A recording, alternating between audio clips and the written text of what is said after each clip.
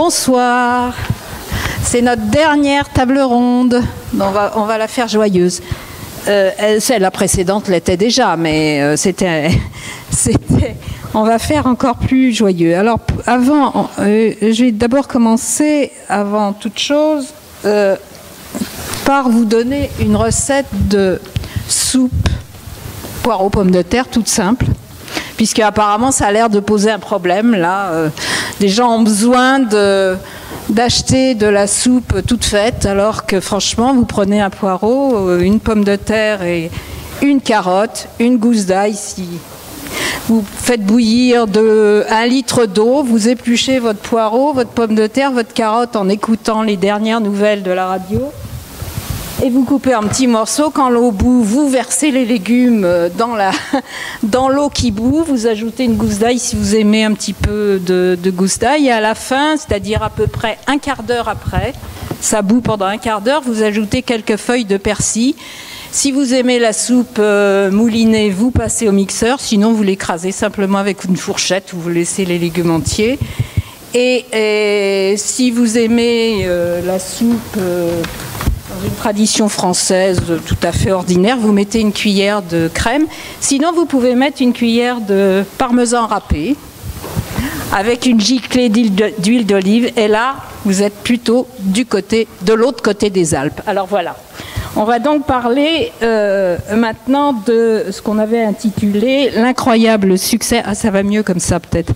L'incroyable succès de la cuisine italienne en Europe, qu'on aurait pu aussi intituler le désir d'Italie à table.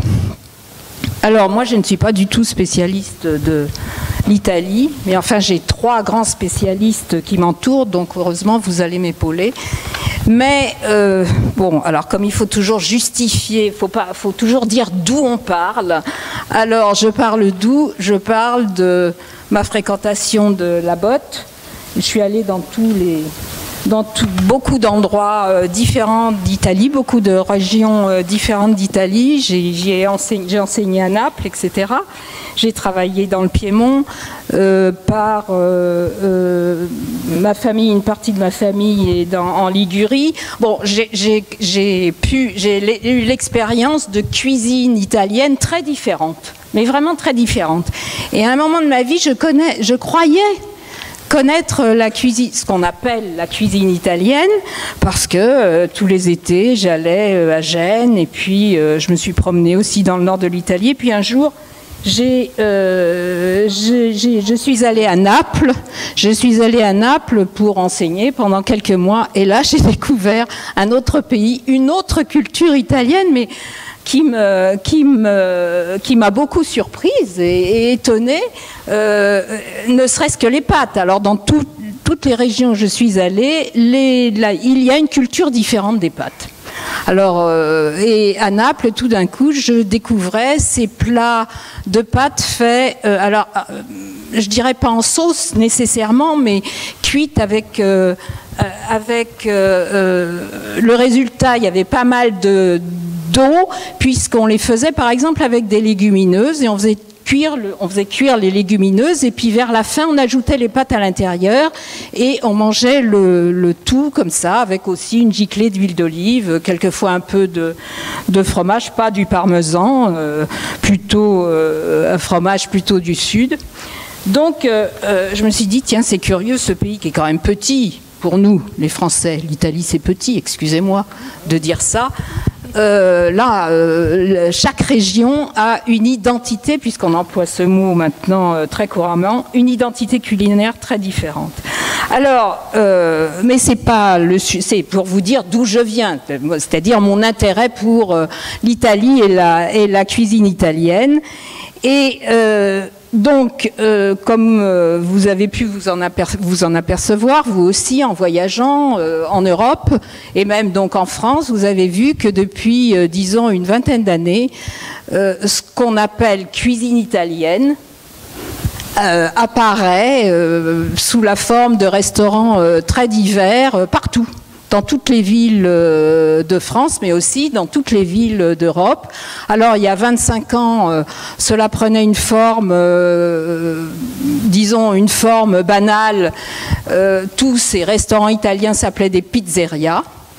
Et maintenant, il y a eu une grande évolution, c'est-à-dire que très souvent, ces restaurants sont de moins en moins des pizzerias ou affichent de moins en moins le mot pizzeria sur leur enseigne et ont des noms italiens, hein, je ne sais pas, je vais dire n'importe quoi, Alba, Al Porto ou je sais pas quoi, tout d'un coup ça ne me vient plus, mais enfin vous avez déjà entendu, vous avez déjà vu des restaurants italiens qui portent de vrais noms italiens, qui ne sont pas simplement des pizzerias. Alors, alors là on voit qu'il y a un véritable désir de saveur italienne qui n'a pas l'air de se démentir, c'est-à-dire que ça ne cesse pas, je veux dire, ça ne fait même qu'enfler, parce que maintenant, c'est pas seulement en Europe, c'est dans le monde entier. Et d'ailleurs, Claude Fischler, qui n'a pas pu venir, a écrit « La cuisine italienne est la cuisine la plus populaire du monde ». Et pour donner un petit chiffre, parce qu'il faut toujours s'appuyer sur des chiffres, par exemple, le pays qui consomme le plus de pizza au monde, ce sont les États-Unis, avec une moyenne de 13 kilos par an et par personne. Et le deuxième pays, les deuxièmes, ce sont les Français, avec 10 kilos de pizza par an, tandis que les Italiens en consomment 5 kilos. Alors ces chiffres sont très intéressants parce que, évidemment, ils n'entrent pas dans le détail, mais une bonne partie de ces pizzas consommées en France ne sont pas consommées dans des restaurants, mais sont des pizzas surgelées que les gens achètent au supermarché. Alors qu'en Italie, comme Laura pourra confirmer ce que je suis en train de dire, on ne mange pas de la pizza congelée, mais on va l'acheter au restaurant le plus proche ou au camion ou au vendeur de pizza le plus proche de chez soi. Alors, du coup, la question se pose de savoir qu'est-ce que c'est que cette cuisine italienne ? Et comment on peut la définir? Est-ce qu'il s'agit vraiment d'une réalité? Est-ce que c'est un fantasme? Est-ce que cette cuisine se réduit à des produits qui seraient typiquement italiens et que tout le monde commence à connaître très très bien? Je ne sais pas, comme le parmesan, je vous ai conseillé de mettre dans votre soupe, le jambon de San Daniel, de Parme, la mozzarella. Puis alors maintenant il y en a de nouveaux comme le limoncello. Depuis quelques années le limoncello est très très à la mode, alors que quand j'étais à Naples en 1984 c'était vraiment une rareté. C'était, bon, ça existait, mais c'était typiquement napolitain et vraiment ça ne dépassait pas les frontières de la région. Donc cette popularité de ce qu'on appelle la cuisine italienne, bon, on aimerait bien pouvoir l'analyser. C'est ce qu'on va essayer de faire avec nos trois invités. Alors, tout de suite, une chose que je voudrais dire, c'est que si moi j'ai été obligée de préciser d'où je parlais, donc vous avez vu, je suis totalement amatrice dans cette affaire, mes trois invités, ce n'est pas parce qu'ils ont des noms à consonance italienne qu'ils ont été invités, mais c'est parce qu'ils sont compétents sur la matière, les uns comme les autres. Et ils ne sont pas nécessairement italiens ou italiennes. Donc je vais commencer par Laura Zavant, je vais lui demander qu'elle se présente. Et ensuite, on demandera à Alberto Capatti, que tout le monde connaît déjà par ses nombreux travaux. Et ensuite, on laissera la parole à Silvano Cervanti, qui lui aussi a écrit pas mal sur l'histoire de l'alimentation. Laura. Merci. Et donc, bonjour. La question, qu'est-ce que la cuisine italienne? Qu'est-ce qu'on entend par cuisine italienne? Oui. Alors, je suis Laura Zavant. Alors, je suis auteure culinaire. J'ai écrit 15 livres sur la cuisine italienne, des recettes, hein, c'est des livres de recettes de cuisine italienne. Et j'ai une rubrique dans les magazines Saveurs où voilà, je fais des recettes de cuisine. Et je suis cuisinière, dans le sens que j'aime bien aussi sortir voilà, du livre pour mettre en pratique ce que j'aime faire. Et donc j'organise des dîners, des cocktails, et c'est surtout le côté convivial et d'échange qui me plaît dans la cuisine italienne. Parce que c'est une cuisine de produits, avant tout. Une cuisine d'ingrédients. Et quand j'organise des dîners, par exemple, c'est surtout pour faire goûter ces produits. Et les produits suffisent à eux-mêmes. C'est-à-dire, il ne faut pas trop les travailler. C'est juste le valoriser, voilà, les mettre en valeur en les accordant avec d'autres bons produits. Et donc, c'est ça la cuisine italienne, c'est des produits. Après, bien sûr, c'est une question de transmission, des savoir-faire et d'échange. Voilà, c'est un mélange de tout ça. Et la différence, comme François Saban disait, c'est les régions. Chaque région a sa cuisine, mais je dirais même chaque ville, chaque province a sa cuisine.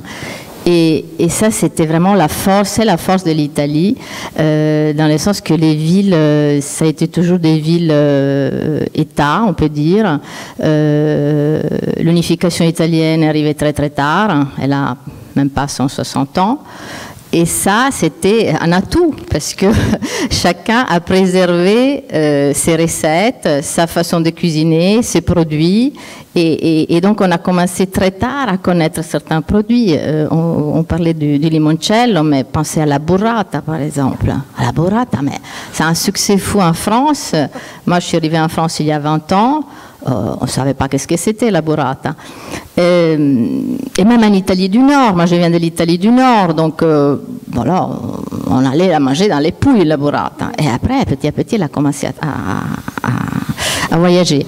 Donc, la cuisine italienne, c'est une cuisine de produits, et aujourd'hui, on s'approprie de ces produits dans la restauration à l'étranger. Après, il faut faire bien sûr la différence.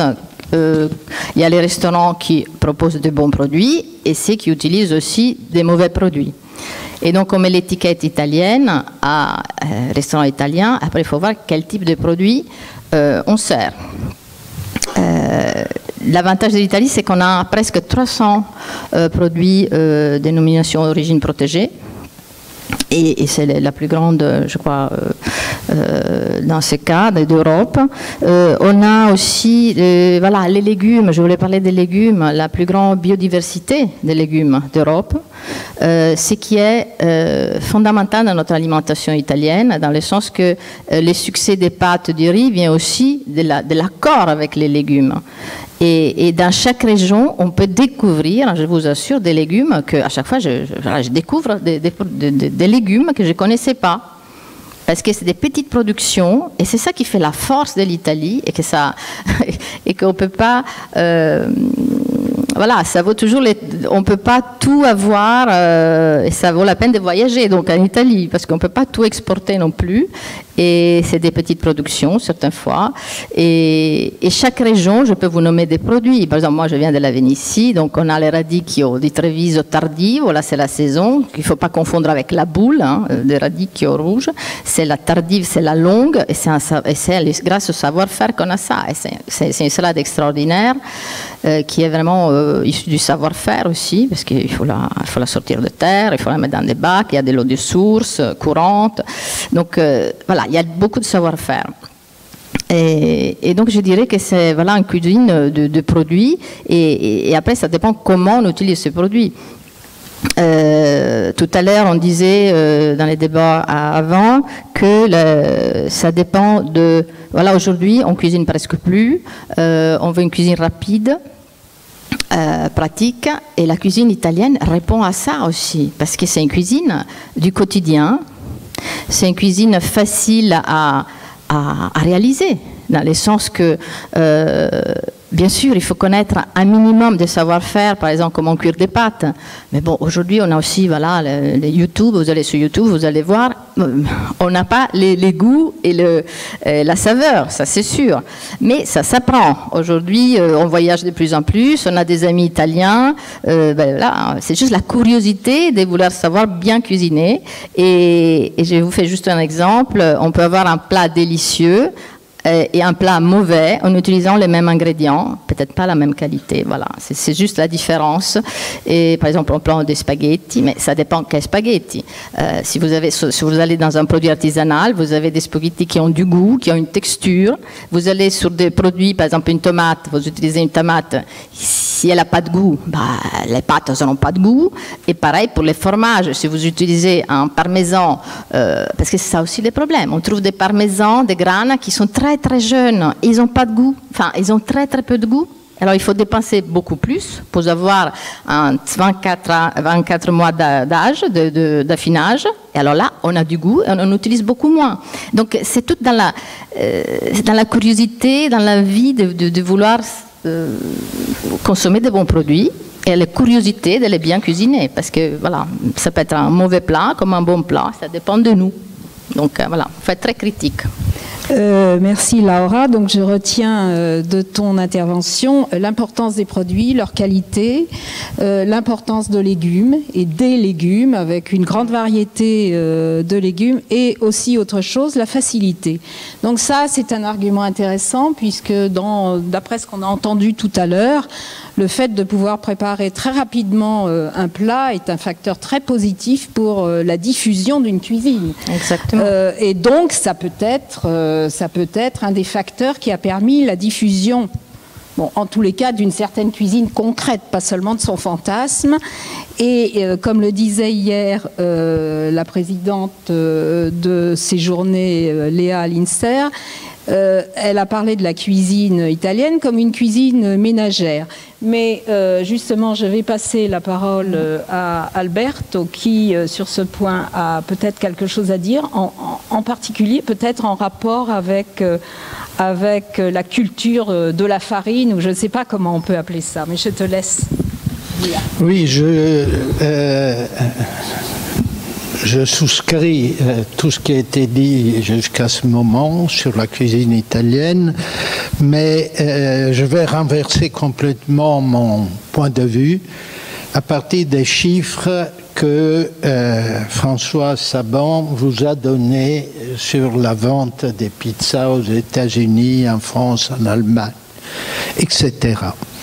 Et je vais la renverser de la façon suivante. L'Italie, c'est le pays de 3 produits qui sont globalisés. C'est les pâtes, la pizza et les panini.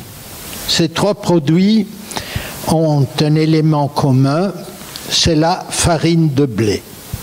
La farine de blé a permis à l'Italie de créer celle qui est la base de, disons, de sa cuisine globale.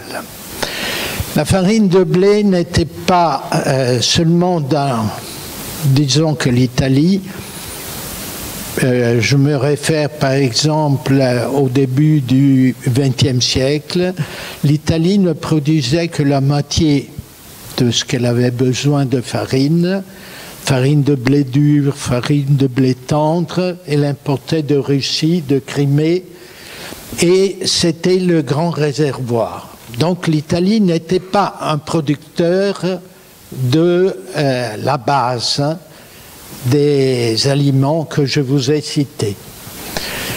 D'autre côté, la farine est un des produits globalement les plus faciles à se procurer. Vous prenez de la farine de blé tendre et vous faites des pâtes fraîches. De blé dur, les industries vous envoient partout n'importe quel type de format de pâte. Et la pizza, avec la surgélation et tous les systèmes aussi de conservation de la pâte, peut être préparée à l'avance, peut être différée, peut être enfin cuite des façons les plus différentes. Vous allez même dans des endroits italiens où vous voyez que le four doit être de bois, mais aucune illusion. C'est pas dans le four de bois que la pizza cuit et s'est transmise. Et après le condiment. Il n'y a pas de cornichons, heureusement. Mais je veux quand même vous dire que la pizza en Italie s'est, disons, a propagé, a commencé à devenir un plat national dans une période relativement récente, c'est-à-dire après la Deuxième Guerre mondiale, dans le nord de l'Italie, on a commencé à voir proliférer les pizzerias. Milan, première pizzeria, 1932, aucun succès. Le type qui gérait la pizzeria donne la pizza en apéritif, un petit triangle pour se soutenir. Deuxième guerre mondiale, tout d'un coup, une explosion de la pizza lorsque la pizza était connue bien ailleurs. Parce que aux États-Unis, premier consommateur du monde, évidemment, la pizza avait un rôle précis. Et d'ailleurs, votre livre s'appelle Little Italy, et je pense que ce ne soit pas un hasard.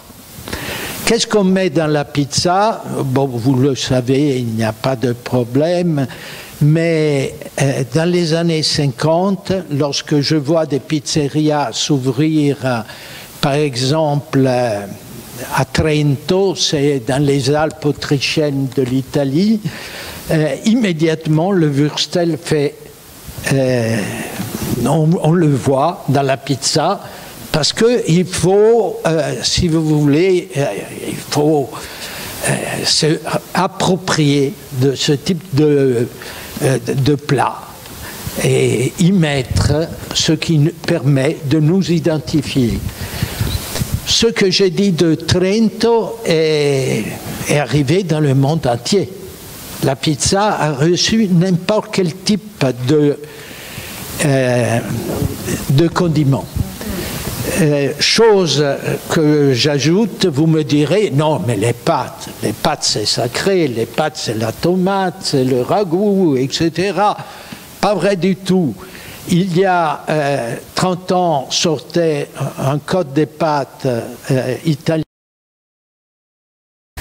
Bonsoir, c'est notre dernière table ronde.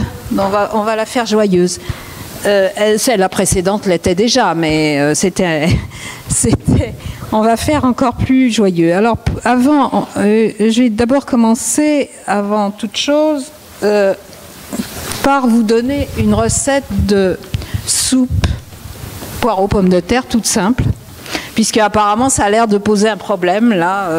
Les gens ont besoin d'acheter de la soupe toute faite, alors que franchement vous prenez un poireau, une pomme de terre et une carotte, une gousse d'ail. Si vous faites bouillir 1 litre d'eau, vous épluchez votre poireau, votre pomme de terre, votre carotte en écoutant les dernières nouvelles de la radio. Et vous coupez en petits morceaux. Quand l'eau bout, vous versez les légumes dans l'eau qui bout. Vous ajoutez une gousse d'ail si vous aimez un petit peu de gousse d'ail. Et à la fin, c'est-à-dire à peu près un quart d'heure après, ça bout pendant un quart d'heure, vous ajoutez quelques feuilles de persil. Si vous aimez la soupe moulinée, vous passez au mixeur. Sinon, vous l'écrasez simplement avec une fourchette ou vous laissez les légumes entiers. Et si vous aimez la soupe... dans une tradition française tout à fait ordinaire, vous mettez une cuillère de crème. Sinon, vous pouvez mettre une cuillère de parmesan râpé avec une giclée d'huile d'olive. Et là, vous êtes plutôt de l'autre côté des Alpes. Alors voilà. On va donc parler maintenant de ce qu'on avait intitulé l'incroyable succès. Ah, ça va mieux comme ça peut-être. L'incroyable succès de la cuisine italienne en Europe, qu'on aurait pu aussi intituler le désir d'Italie à table. Alors moi je ne suis pas du tout spécialiste de l'Italie, mais enfin j'ai 3 grands spécialistes qui m'entourent, donc heureusement vous allez m'épauler. Mais bon, alors comme il faut toujours justifier, faut toujours dire d'où on parle. Alors je parle d'où? Je parle de ma fréquentation de la botte. Je suis allée dans tous beaucoup d'endroits différents d'Italie, beaucoup de régions différentes d'Italie. J'ai enseigné à Naples, etc. J'ai travaillé dans le Piémont par ma famille, une partie de ma famille est en Ligurie. Bon, j'ai eu l'expérience de cuisine italienne très différente, mais vraiment très différente. Et à un moment de ma vie, je croyais connaître la cuisine, ce qu'on appelle la cuisine italienne, parce que tous les étés, j'allais à Gênes, et puis je me suis promenée aussi dans le nord de l'Italie. Et puis un jour, je suis allée à Naples. Je suis allée à Naples pour enseigner pendant quelques mois, et là, j'ai découvert un autre pays, une autre culture italienne, mais qui m'a beaucoup surprise et étonnée, ne serait-ce que les pâtes. Alors dans toutes les régions où je suis allée, il y a une culture différente des pâtes. Alors, et à Naples, tout d'un coup, je découvrais ces plats de pâtes faits, je dirais pas en sauce nécessairement, mais cuites avec le résultat, il y avait pas mal d'eau, puisqu'on les faisait par exemple avec des légumineuses, et on faisait cuire les légumineuses, et puis vers la fin on ajoutait les pâtes à l'intérieur et on mangeait le tout comme ça, avec aussi une giclée d'huile d'olive, quelquefois un peu de fromage, pas du parmesan, plutôt un fromage plutôt du sud. Donc je me suis dit, tiens, c'est curieux, ce pays qui est quand même petit pour nous les Français, l'Italie c'est petit, excusez-moi de dire ça. Chaque région a une identité, puisqu'on emploie ce mot maintenant très couramment, une identité culinaire très différente. Alors, mais c'est pour vous dire d'où je viens, c'est-à-dire mon intérêt pour l'Italie et la cuisine italienne. Et donc, comme vous avez pu vous en apercevoir, vous aussi, en voyageant en Europe, et même donc en France, vous avez vu que depuis, disons, une vingtaine d'années, ce qu'on appelle cuisine italienne apparaît sous la forme de restaurants très divers partout. Dans toutes les villes de France, mais aussi dans toutes les villes d'Europe. Alors, il y a 25 ans, cela prenait une forme, disons, une forme banale. Tous ces restaurants italiens s'appelaient des pizzerias. Et maintenant, il y a eu une grande évolution, c'est-à-dire que très souvent, ces restaurants sont de moins en moins des pizzerias, ou affichent de moins en moins le mot pizzeria sur leur enseigne, et ont des noms italiens, hein, je ne sais pas, je vais dire n'importe quoi, Alba, Al Porto, ou je sais pas quoi, tout d'un coup ça ne me vient plus, mais enfin vous avez déjà entendu, vous avez déjà vu des restaurants italiens qui portent de vrais noms italiens, qui ne sont pas simplement des pizzerias. Alors, alors là on voit qu'il y a un véritable désir de saveur italienne qui n'a pas l'air de se démentir, c'est-à-dire que ça ne cesse pas, je veux dire, ça ne fait même qu'enfler, parce que maintenant, c'est pas seulement en Europe, c'est dans le monde entier. Et d'ailleurs, Claude Fischler, qui n'a pas pu venir, a écrit « La cuisine italienne est la cuisine la plus populaire du monde ».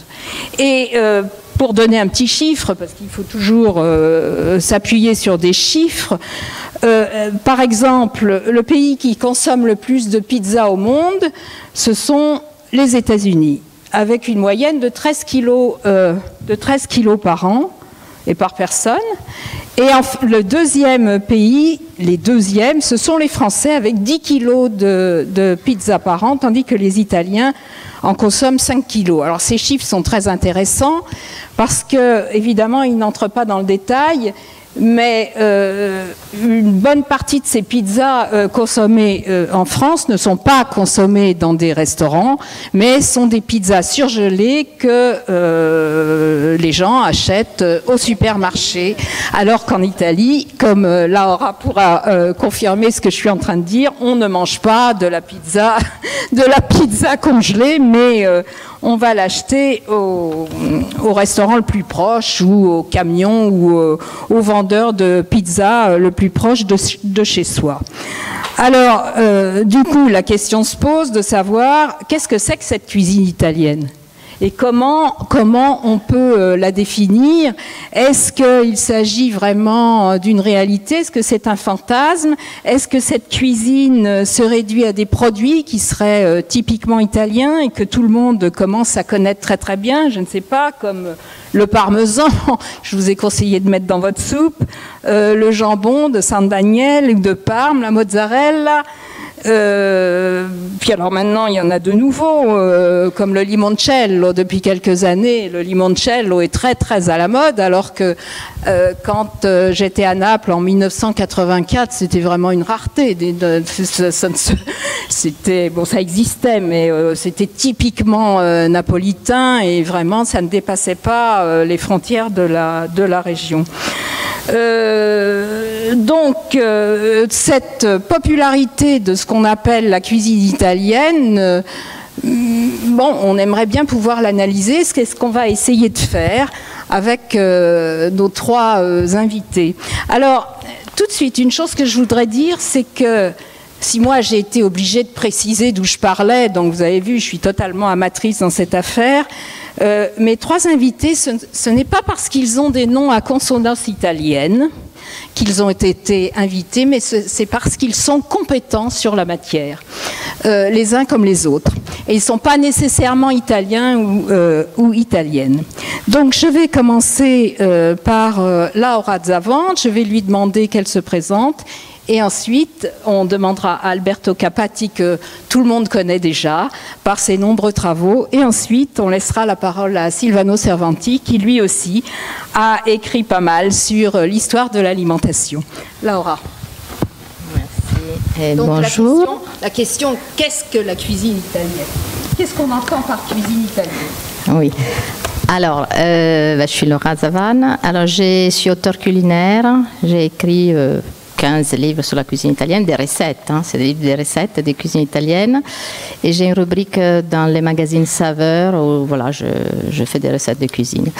Et je suis cuisinière, dans le sens que j'aime bien aussi sortir voilà, du livre pour mettre en pratique ce que j'aime faire. Et donc j'organise des dîners, des cocktails, et c'est surtout le côté convivial et d'échange qui me plaît dans la cuisine italienne. Parce que c'est une cuisine de produits, avant tout. Une cuisine d'ingrédients. Et quand j'organise des dîners, par exemple, c'est surtout pour faire goûter ces produits.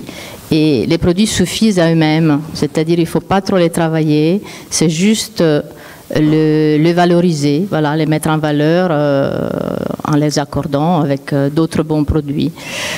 Et donc, c'est ça la cuisine italienne, c'est des produits. Après, bien sûr, c'est une question de transmission, des savoir-faire et d'échange. Voilà, c'est un mélange de tout ça. Et la différence, comme François Saban disait, c'est les régions. Chaque région a sa cuisine, mais je dirais même chaque ville, chaque province a sa cuisine. Et ça, c'était vraiment la force, c'est la force de l'Italie, dans le sens que les villes, ça a été toujours des villes États, on peut dire. L'unification italienne est arrivée très très tard, elle a même pas 160 ans. Et ça, c'était un atout, parce que chacun a préservé ses recettes, sa façon de cuisiner, ses produits. Et donc, on a commencé très tard à connaître certains produits. On parlait du limoncello, mais pensez à la burrata, par exemple. À la burrata, mais c'est un succès fou en France. Moi, je suis arrivée en France il y a 20 ans. On ne savait pas qu'est-ce que c'était la burrata.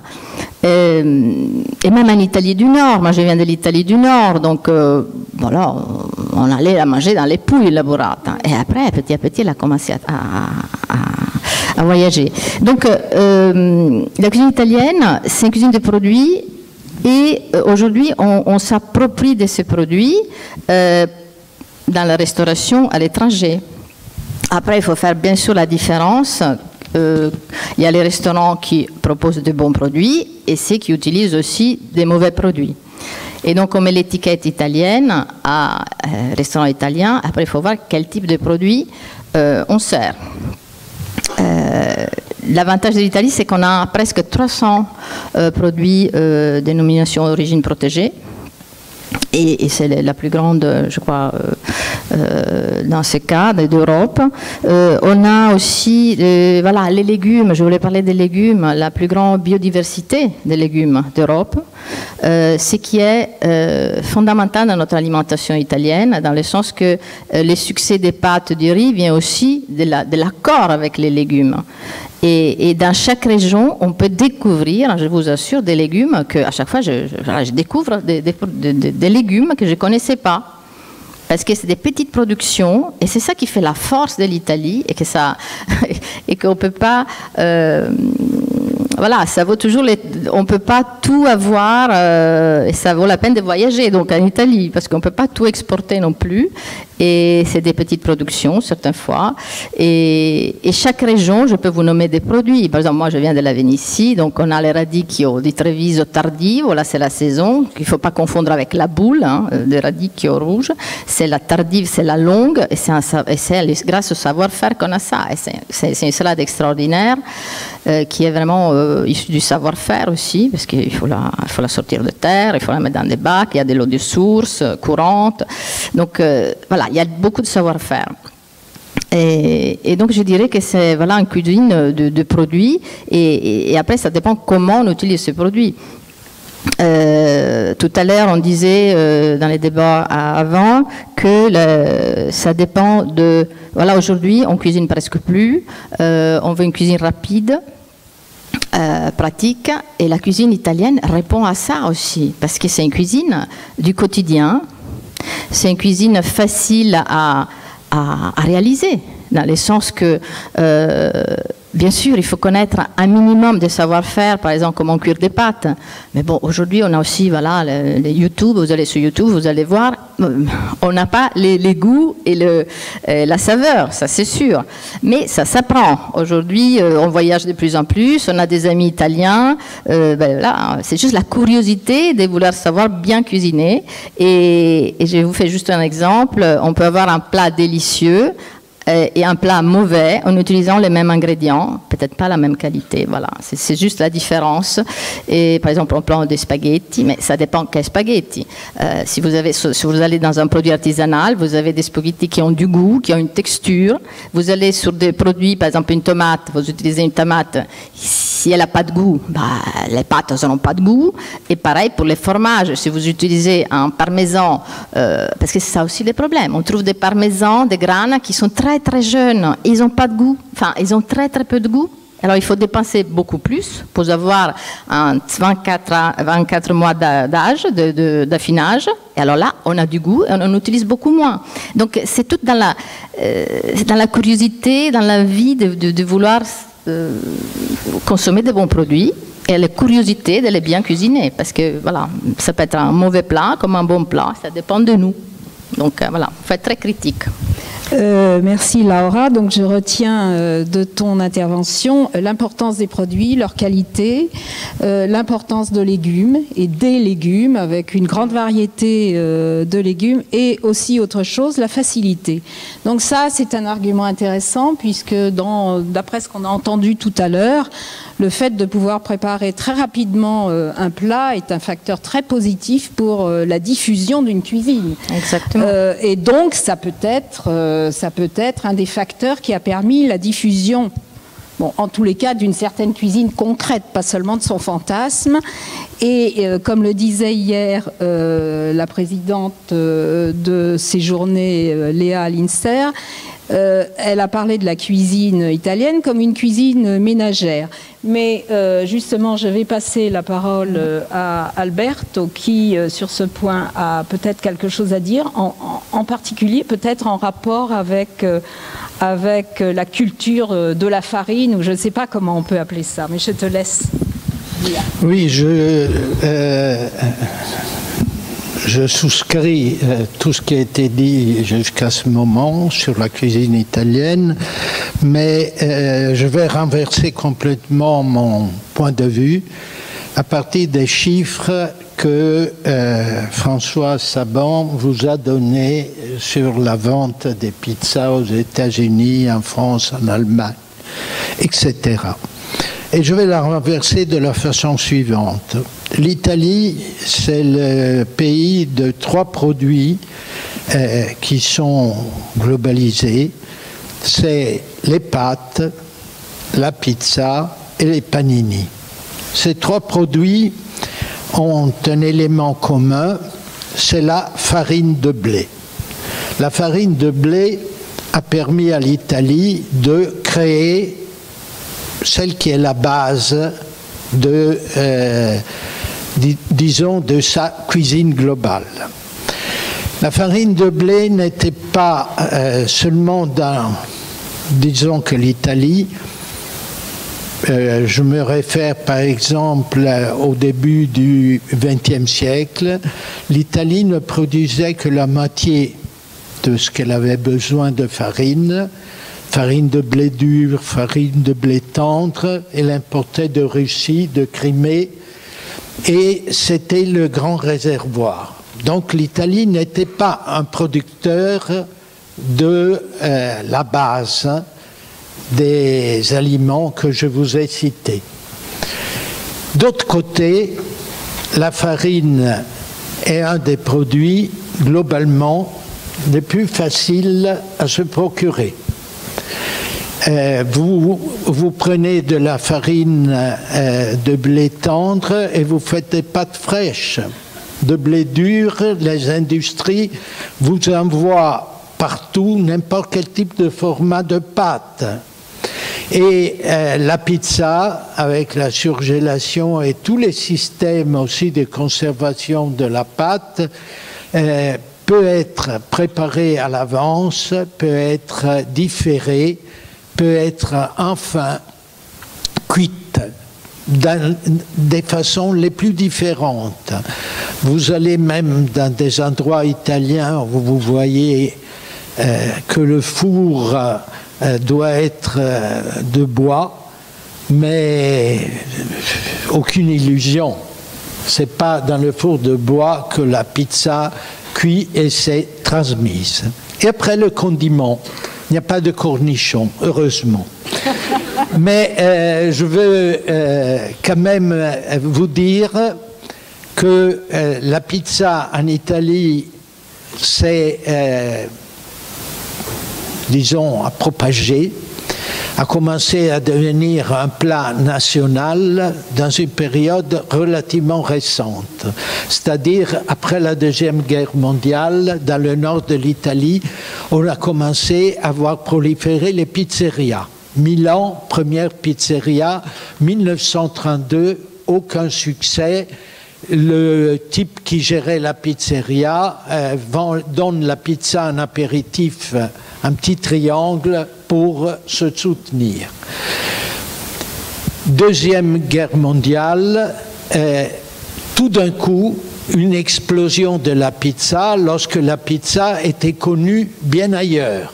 Parce que aux États-Unis, premier consommateur du monde, évidemment, la pizza avait un rôle précis. Et d'ailleurs, votre livre s'appelle Little Italy, et je pense que ce ne soit pas un hasard.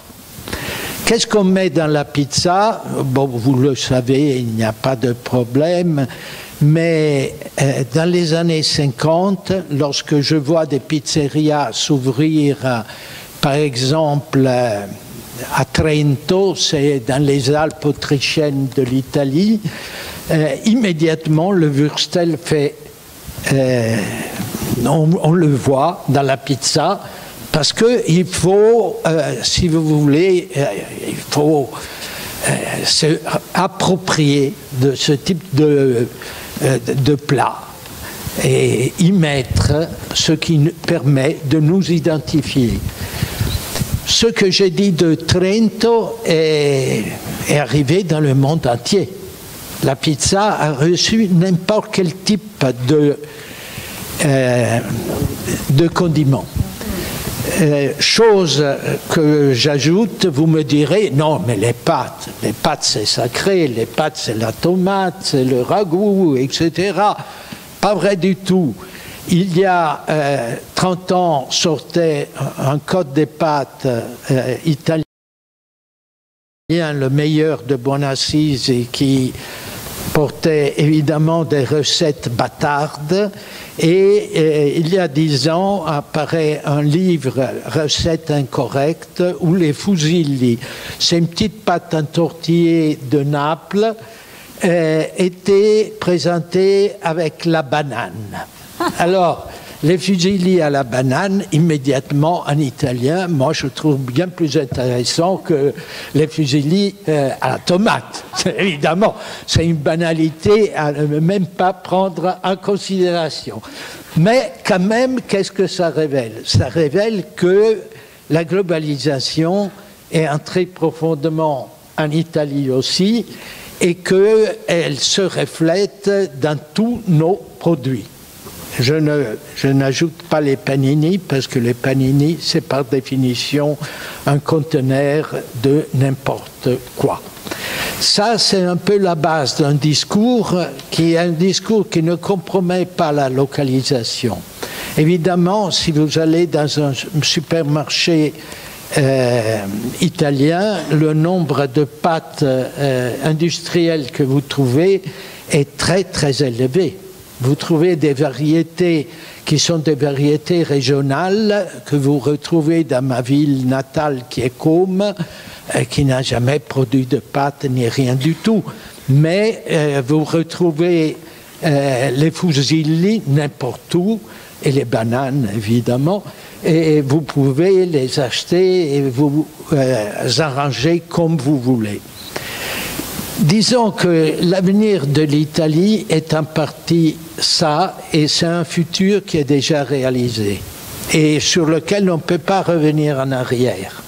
Simplement, revenir en arrière, ça veut dire que la curiosité des Italiens pourra se pousser à connaître des modes de préparation de leurs plats qui sont tout à fait non usuels.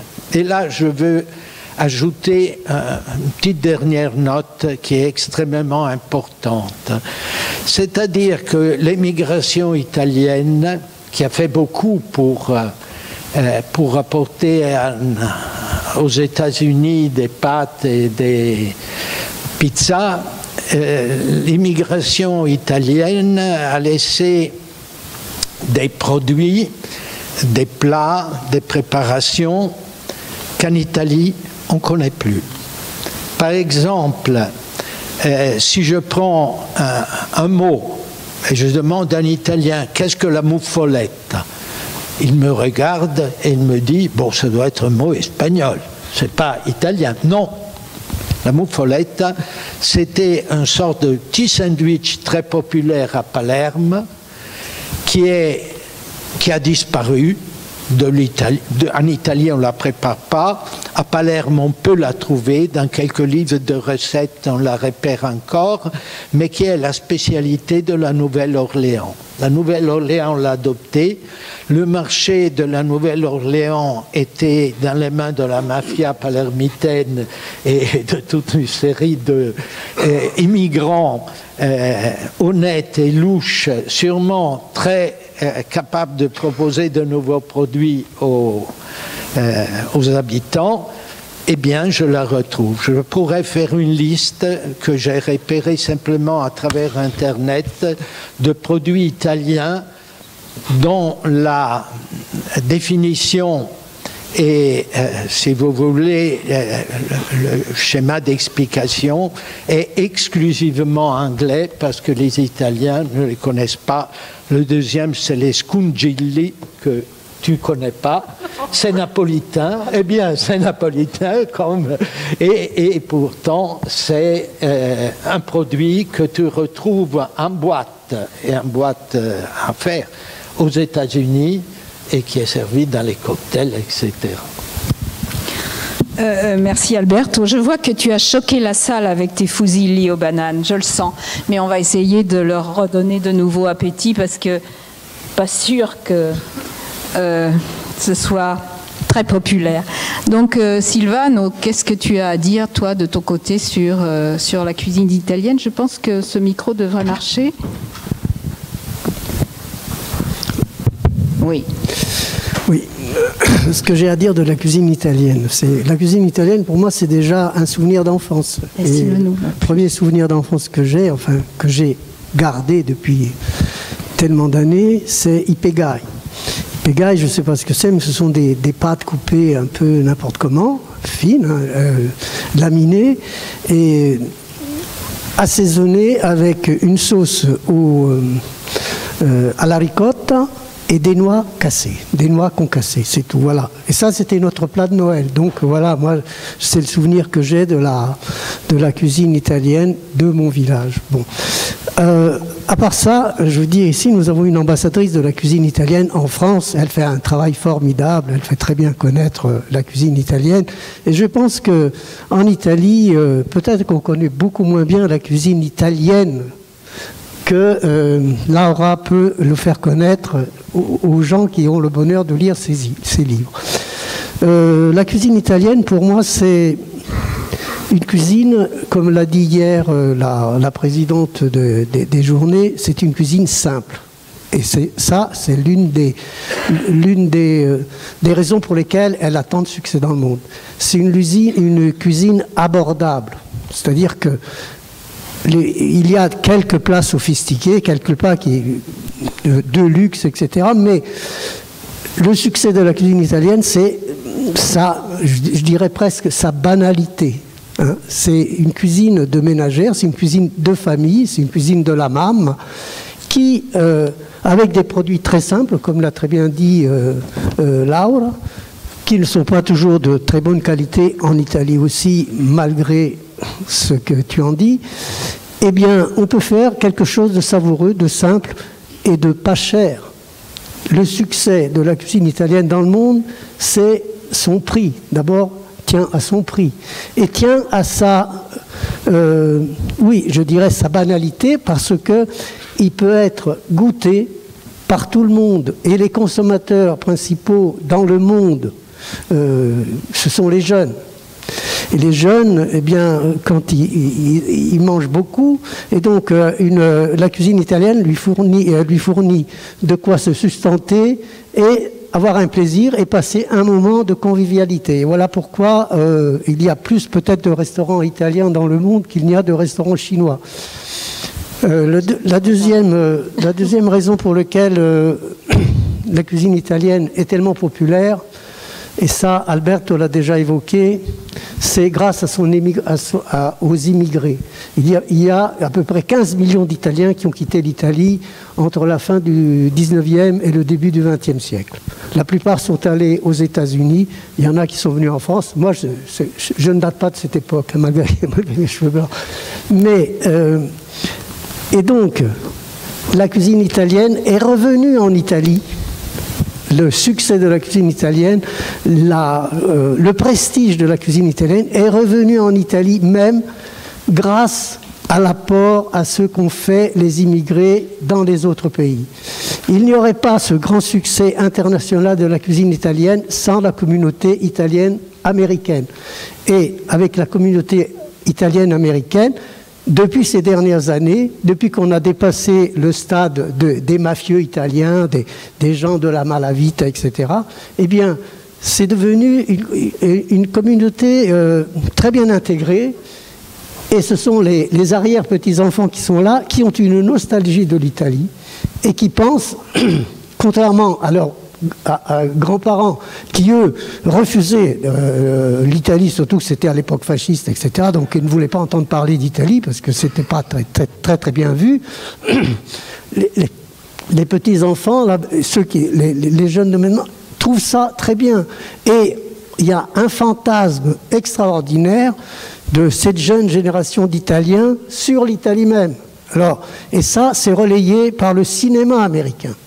Vous avez certains films d'Hollywood, on voit alors les familles italiennes qui reviennent, les petits-enfants qui reviennent visiter le village de leur arrière-grand-père ou grand-mère, et là, ils rencontrent les gens qui sont plus ou moins de leur famille, et il y a des tablés extraordinaires dehors, sous le soleil, un ciel bleu extraordinaire, et voilà, c'est comme ça que la cuisine italienne a acquis ce prestige mondial.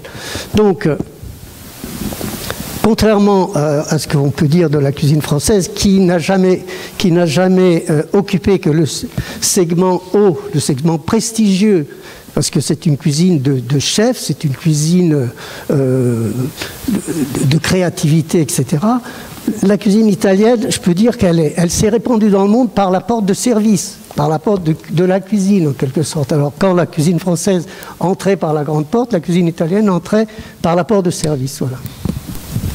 Bon, alors, avant de redonner la parole à Laura, moi, je voudrais quand même défendre un petit peu la cuisine italienne qui vient d'être quand même, je dirais pas attaquée, mais enfin, vous l'avez totalement banalisée en me disant que c'est une petite cuisine, c'est une cuisine de ménagère, etc.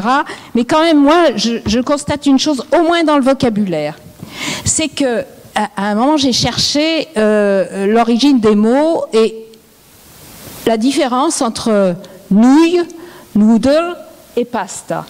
Alors maintenant, quand vous regardez des livres de cuisine en langue anglaise, le mot noodle a quasiment disparu et on n'emploie plus que le mot pasta.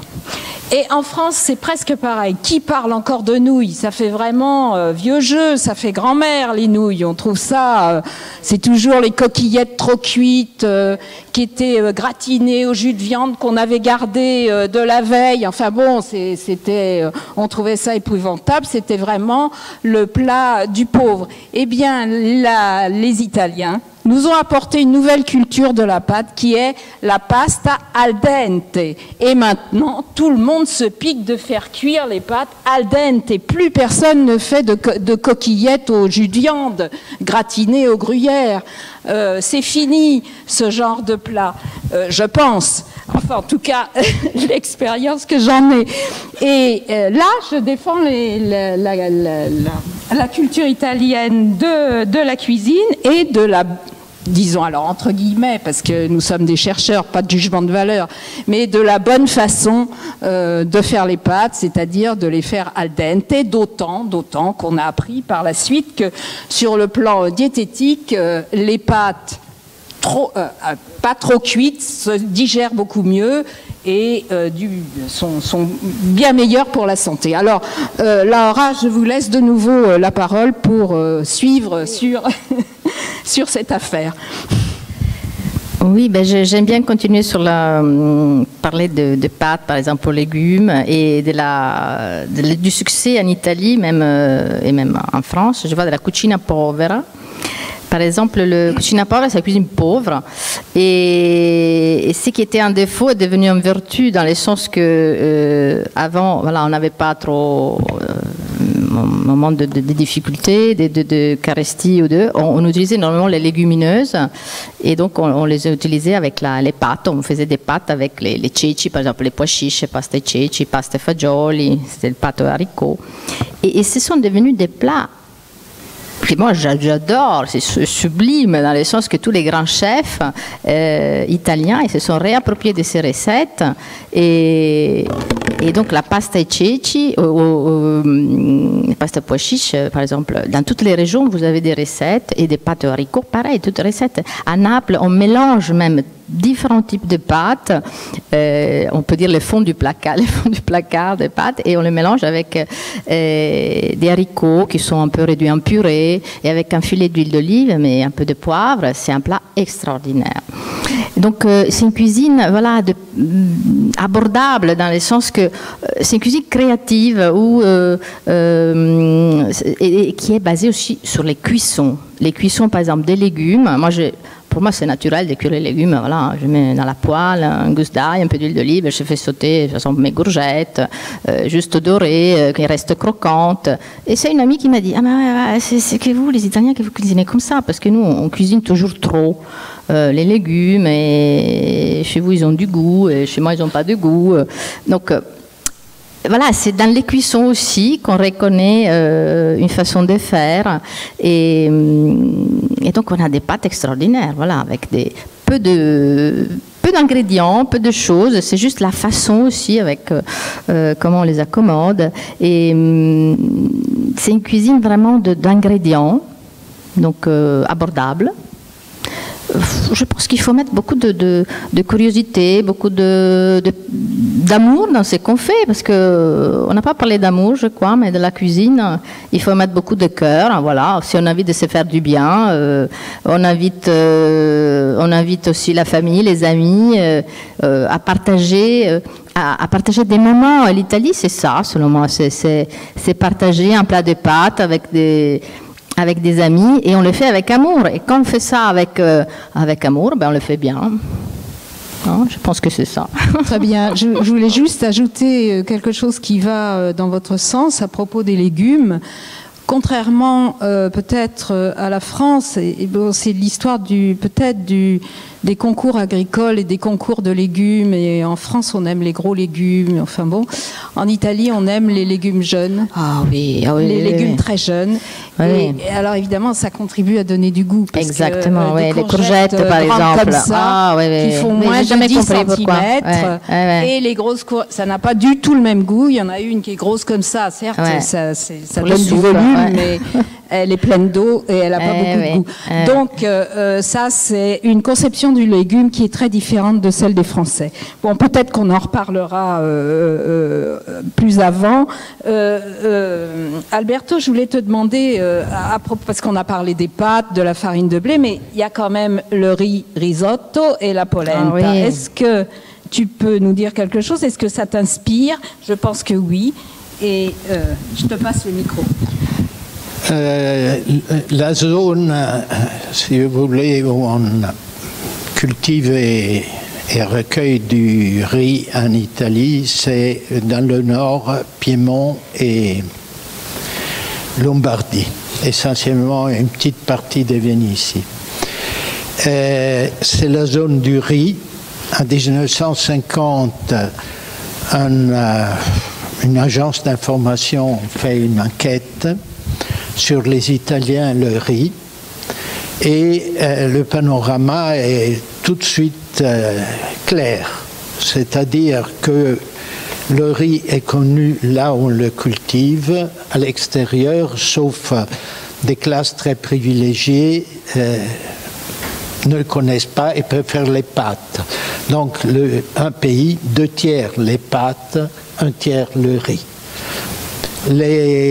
L'enquête est éblouissante parce que telle ménagère de Rome, interrogée sur si elle consommait du riz, elle dit « Mais non, mon mari a fait le service militaire. » C'est-à-dire que pendant le service militaire, on lui a passé du riz au lieu que les pâtes, et il n'en veut plus de toute sa vie.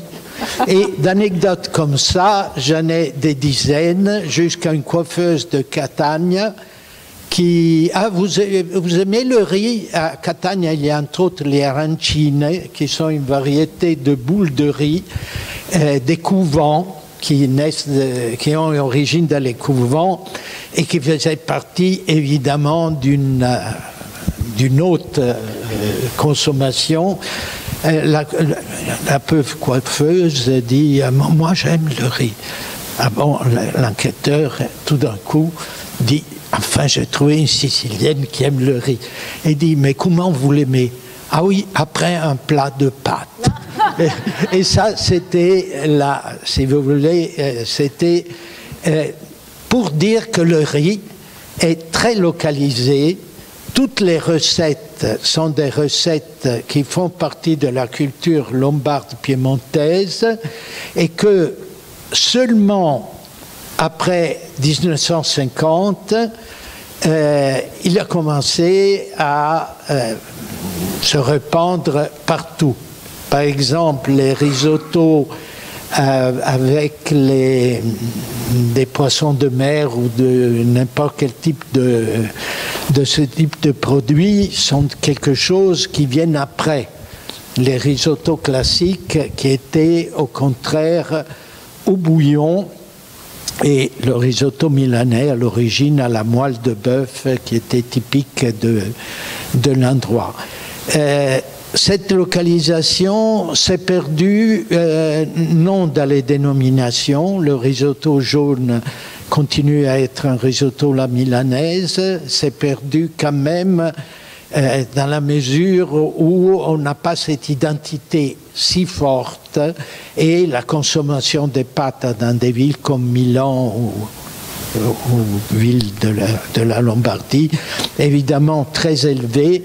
À partir du moment aussi où pour préparer un risotto, il vous faut 20 minutes, 25 minutes, et il faut du bouillon, et il faut toute une série de choses qui ne sont pas simples, tandis qu'un plat de pâtes avec cacio e pepe à la romaine. Cacio e pepe, ça veut dire du pecorino, c'est un fromage de chèvre à gratter, de brebis à gratter, et du poivre. Vous arrosez heureusement vos pâtes. Le nombre de recettes très simples est surprenant, est très élevé. Enfin, toute une série, surtout par exemple Rome revendique deux, non seulement la cacio e pepe, mais la griscia. La griscia, c'est la graisse. La graisse, c'est de la graisse de la joue de cochon, enfin, nous on l'appelle guancia di maiale, et qui se servait simplement comme condiment des pâtes. Cette simplicité ne s'est pas perdue. C'est-à-dire, c'était une simplicité liée à un approvisionnement modeste, sans aucun doute, plus qu'à l'envie de faire vite, qui n'existait pas dans les cuisines d'autrefois. Mais ce n'est pas perdu parce que une des qualités de pâte, c'est que le produit qu'on y met est valorisé et infiniment valorisé. Il peut être valorisé par la couleur, mais peut être valorisé par la saveur, etc., etc. De ce point de vue, cette cuisine, je ne vais pas emboîter le terrain de ma collègue, je vais parler d'autres cuisines italiennes, mais j'attire l'attention quand même sur ces aspects d'un système de pâtes qui peut être très simple. Il peut être très compliqué aussi. Compliqué par quoi? Parce que tirer la feuille comme l'a fait une fois mon ami ici à côté, ils ont voulu préparer des pâtes piémontaises avec un nombre d'œufs incroyable. C'était, on prend de la farine, on y met les œufs, et après, on commence à travailler la pâte. C'est un travail d'enfer. C'est-à-dire, c'est un travail très dur. Toutes les pâtes fraîches qu'on trouve évidemment suppléées au supermarché par des pâtes sèches, toutes les pâtes fraîches demandent un travail assez délicat et un apprentissage certain. Et là aussi, arriver à la fin du produit, arriver à la fin de tagliatelle, c'est déjà une moitié de parcours assez fatigante et qu'on voit mal pratiquer à l'extérieur de l'Italie et de certaines régions italiennes.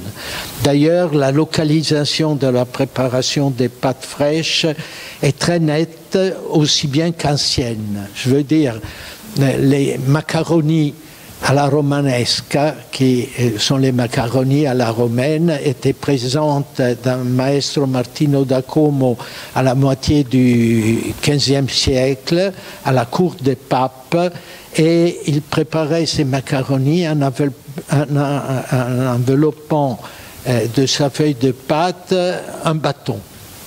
Et après, il ôtait le bâton, il coupait les macarons, et macaroni et fait. Donc une préparation très très ancienne, mais en même temps des traditions qui se gardent. J'ai été il y a une semaine à Tunis pour une démonstration de pâtes fraîches à l'Institut italien de culture. Et effectivement, c'est un truc formidable. C'était pas moi qui préparais les pâtes. Ne me posez pas de questions à ce propos. C'était deux femmes, évidemment. C'est la femme. La cuisine française a un mérite aux yeux des Italiens extraordinaire. C'est-à-dire que, étant arrivé en Italie comme la cuisine des riches, de ceux qui, avaient des bons salaires, etc., a laissé aux cuisinières des familles l'entier territoire de la créativité. Et là, à Tunis, j'ai eu une démonstration justement de deux femmes qui travaillaient la pâte d'une façon merveilleuse, d'une minceur extraordinaire et d'une vigueur, parce qu'il faut des muscles pour tirer la pâte. Françoise le sait, absolument extraordinaire. Merci. Tu ne nous as peut-être pas parlé de la polenta, qui est la céréale, disons, le féculent le plus pauvre. Peut-être, est-ce que tu aurais des choses à dire, Silvano, ou bien on laisse tomber la polenta? Tu as peut-être autre chose à dire. Moi, je voulais parler d'autre chose. Alors, tiens. Notre vénitienne.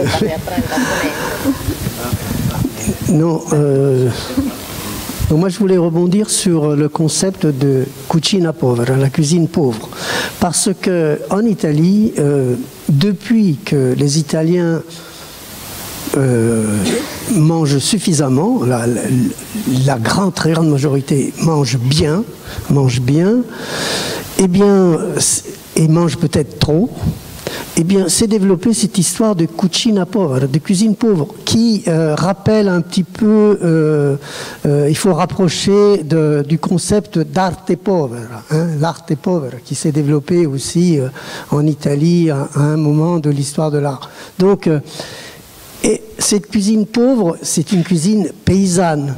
C'est une cuisine justement très simple, mais aussi très créative. Et c'est vrai qu'en Italie, la créativité est le fait des femmes, de celles qui faisaient à manger. Ce n'est pas le fait de cuisiniers, de grands chefs, même si à l'heure actuelle, il y a quelques grands chefs en Italie qui pensent tout réinventer, etc.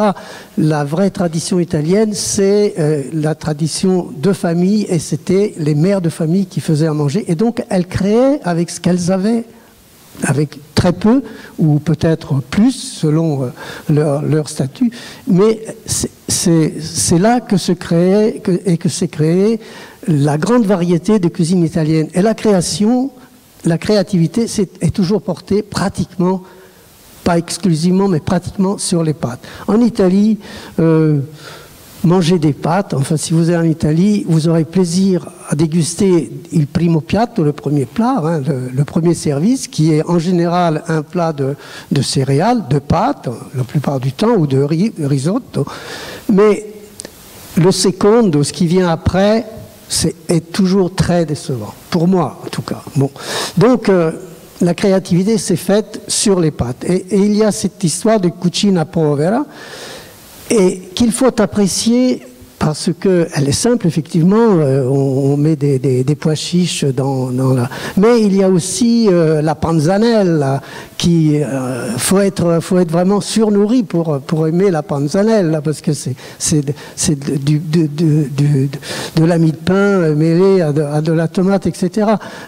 Enfin, en tout cas, en faire un plat spécifique, un plat particulier, il n'y a vraiment pas de quoi en faire tout un fromage, si j'ose dire.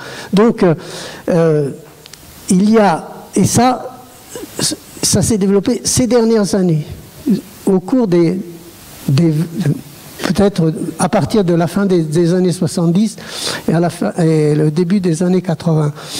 Et ça vient à la suite de la création déjà des régions en Italie. C'est pour ça que maintenant il y a une cuisine régionale, mais avant il y avait des cuisines locales qui étaient à la Toscane, etc. Mais il n'y avait pas les régions. Et maintenant, il y a les régions. Et puis, comme a dit Laura, il y a les provinces, puis il y a la ville, et puis il y a le local, l'extrême local. C'est-à-dire que les Italiens ont développé cette idée de piccolo e bello, le petit et le beau, et qui va avec le plat paysan, le plat le plus banal possible, hein, le plat de cucina povera, et qui va aussi avec l'extrême local.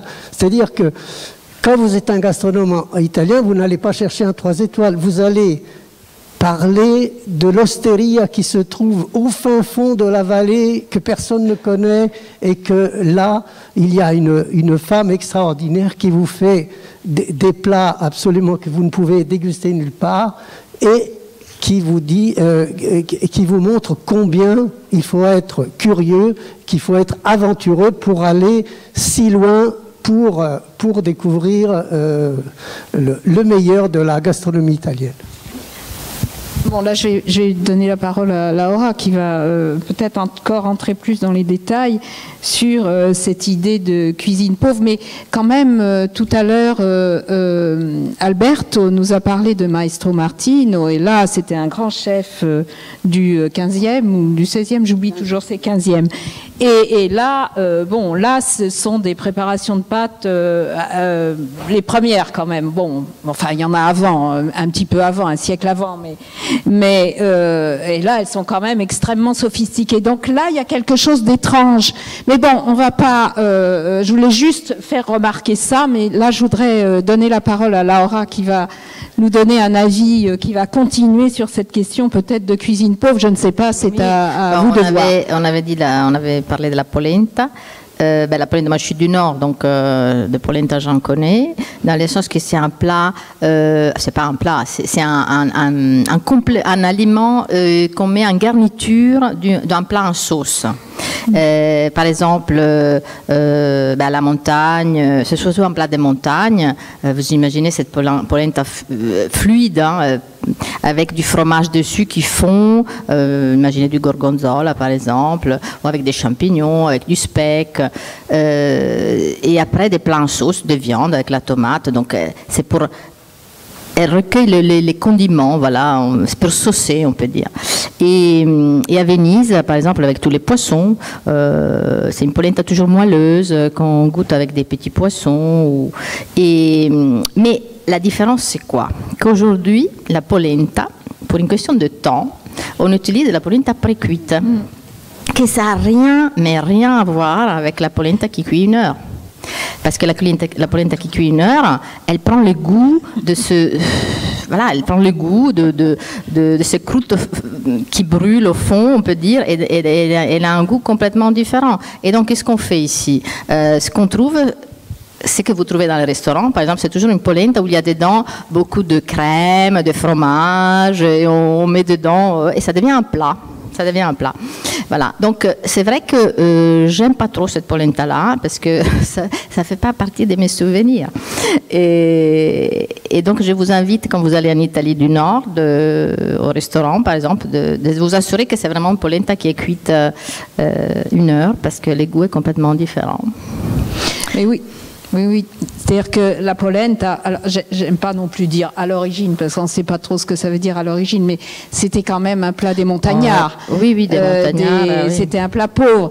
Et c'est intéressant, Lara, que vous ayez dit quelque chose qui accompagne, parce que finalement, là aussi je dis origine, mais c'était quand même le plat de base, et avec un petit accompagnement, parce que oui, à l'époque, oui, voilà, un plat vraiment pauvre. Hein, voilà, c'était un plat de la guerre. Oui, et c'est ça. Oui. Et bon, qu'est-ce qu'il y avait? Paola et Fazoy ou Faste fagioli? Non, mais il y avait aussi la polenta. Polenta oseille. Maintenant, c'est interdit, les petits oiseaux. Les petits oiseaux, mais c'était... Bon, je veux dire, quand on pouvait disposer d'un accompagnement de sauce pour donner un peu de goût à la paella, à la polenta. On était bien contents. Oui, oui. Et pendant la guerre, on disait on suspendait une harin en poisson et on donnait juste les goûts. Oui. Bon, voilà, c'était ça les souvenirs de la polenta pendant la guerre. Mais aujourd'hui, voilà, c'est un complément qui remplit bien le ventre, hein, ça c'est sûr. Mais voilà, les goûts de la précuite, c'est pas pareil. Mais bon. Oui, parce que vous n'avez pas précisé qu'il faut la tourner pendant 1 heure. Ah oui, oui, ben c'est ça. C'est ça la difficulté. Il faut la tourner pendant 1 heure. Et il faut c'est vraiment ça qui le est dans faire. l'égout. C'est ça qui est dans l'égout. Oui.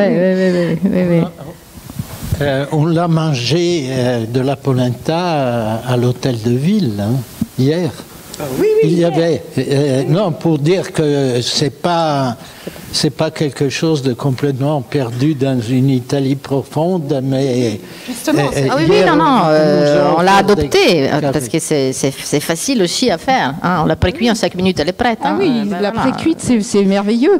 Elle a été adoptée, ça c'est sûr. Oui, et maintenant, effectivement, couramment, en France, on peut Oui, mais avoir... on l'assaisonne beaucoup. Voilà, Ouais. on l'assaisonne. Pour donner du goût, parce comme qu'elle a vous pas avez de goût, dit, avec parce de qu'elle a la pas de goût, crème sinon. et du beurre, Bah oui, parce que etc., sinon, elle et a du pas de goût. parmesan, Ouais. ce qui est tout à fait autre chose. C'est plus le concept, on va dire, originel de la polenta. Bon, peut-être que là, il nous reste encore une demi-heure. Alors, si vous avez encore des choses à dire, tous les trois, bien évidemment, je vous redonne la parole à l'un comme à l'autre, ou bien si vous avez des choses à commenter sur ce qui a été dit.